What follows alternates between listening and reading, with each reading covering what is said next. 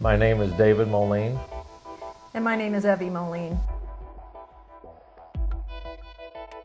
Well, I went to wash our car down here at the local car wash.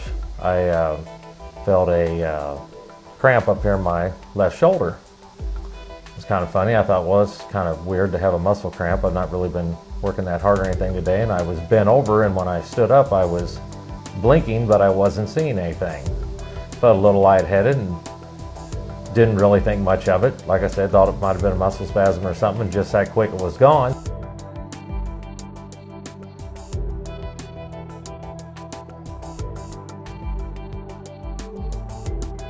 David's a healthy individual, and it never once crossed our mind that he could be having a heart attack. I thought about driving him to the hospital, but in the back of my mind, I remembered a spot that I saw that Dr. Philip Wilson did, and I think his wife convinced him to call the ambulance at that time instead of driving to the hospital.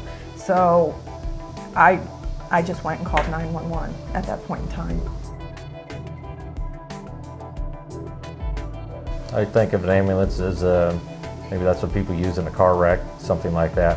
I didn't know how severe it was that was happening to me. I mean, the EMT told me that right here on my sofa in my home, he says that you're having a heart attack right now. I never felt a symptom of, everybody says an elephant sits on your chest, that sort of thing.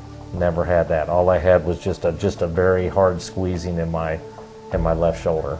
To describe it like I was just being squeezed in a vice.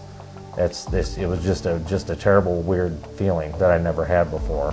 We want to get the message out to the community that the EMTs are more than just a ride to the hospital. The EMTs informed me that they had to shock David 3 times in the ambulance on the way to the hospital.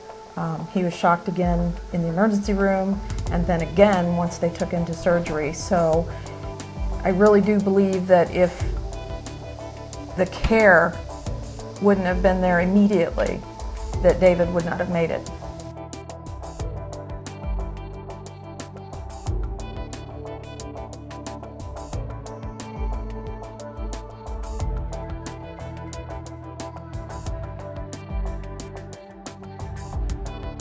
The nurses and the staff were always available to inform me about everything.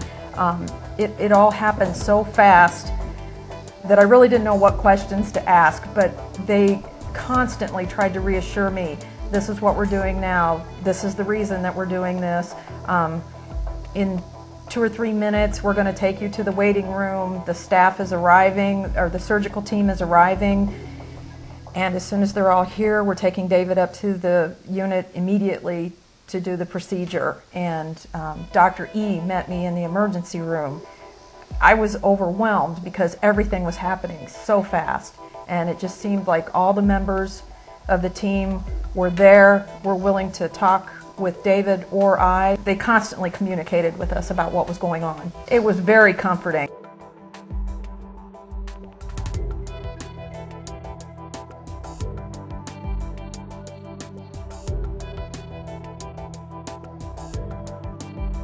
Dr. E tells us it was the best decision because he says that if I would have driven David to the hospital, he wouldn't have made it.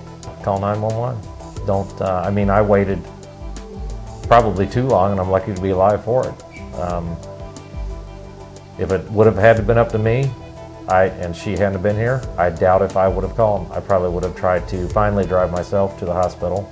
Like I said, don't know if that's just a man thing, a guy thing, or what, to not ask for help if you don't really think you need it. And Dr. E informed me that I should have probably wrecked driving home from the car wash.